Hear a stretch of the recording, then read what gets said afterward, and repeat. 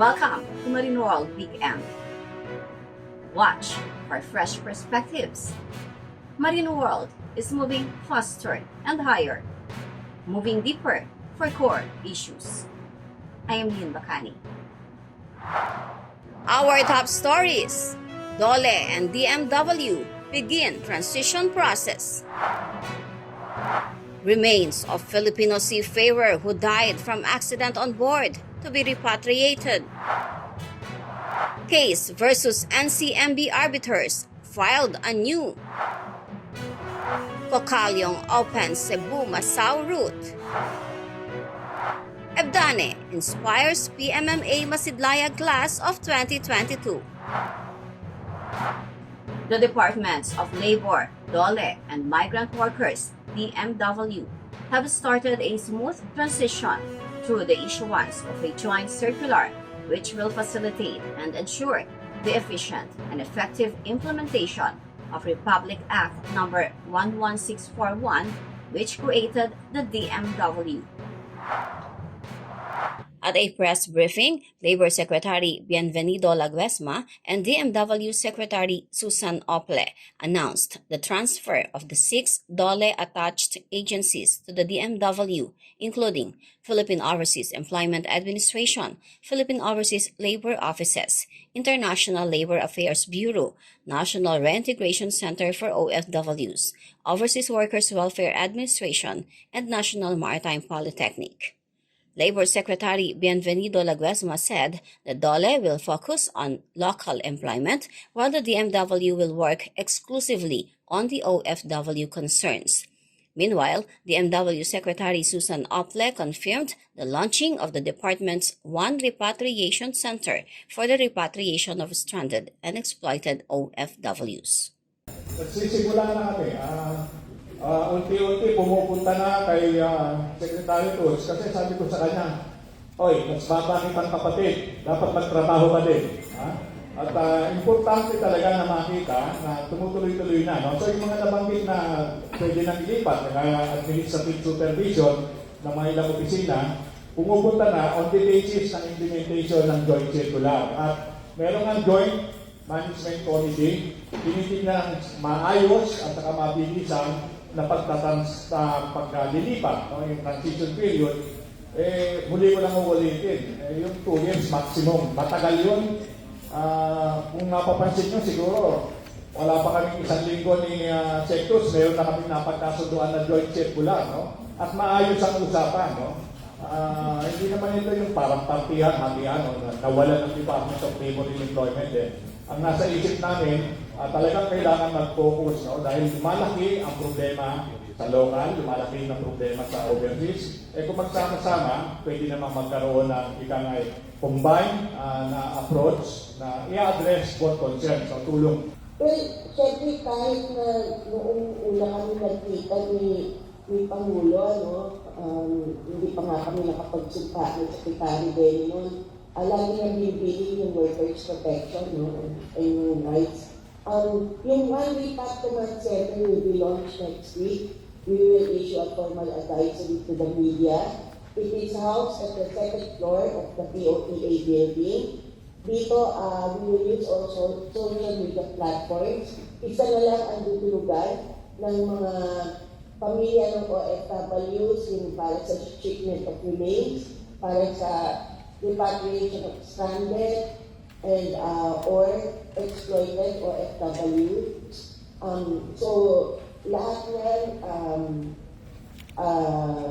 i-process namin yung mga requests and we will provide assistance. At kami din na mismo tatawag sa mga pamilya.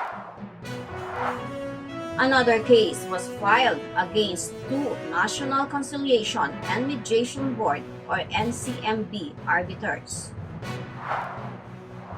Cargo Safeway Incorporated or CSI President Captain Reynaldo Casareo filed the complaint with the Ombudsman against NCMB Maritime Voluntary Arbitrators Gregorio Villares and Reynaldo Ubaldo on July 5, 2022. The arbiters allegedly granted an unwarranted total disability benefit to a seafarer of CSI 3rd Engineer Ismael Kilang Jr. but the CSI lawyers see a violation of the Anti-Graft and Corrupt Practices Act, or RA 3019, as amended, by maliciously delaying the administration of justice and by knowingly rendering an unjust decision. Attorney Lukman further explained that since the voluntary arbiters were private individuals converted as quasi-judicial officers, the case should be filed with the Ombudsman. Earlier this year, another crewing agency, Orofil Shipping, filed a violation of Sections 4 and 8, Rule 7 of the 2021 Revised Procedural Guidelines against voluntary arbiters, Ubaldo and Darrow Odsey. Meanwhile, Association of Licensed Mining Agencies, or ALMA, Maritime Group, founding member and trustee Attorney Iris Bagilat, lauded the initiatives of Cargo Safeway and Orofil. She stressed that there are options for companies to file cases against persons or institutions.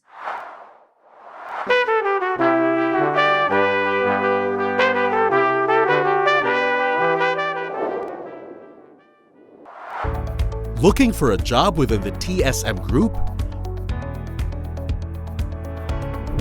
Wait no more. Let innovation work for you. Take your job search to the next level and do it anytime, anywhere. Introducing TSM Recruit, an app-based recruitment tool for a more convenient job search and application. The first of its kind in the Philippine maritime industry. Want to know more? Download the TSM Recruit app now on Google Play or the App Store.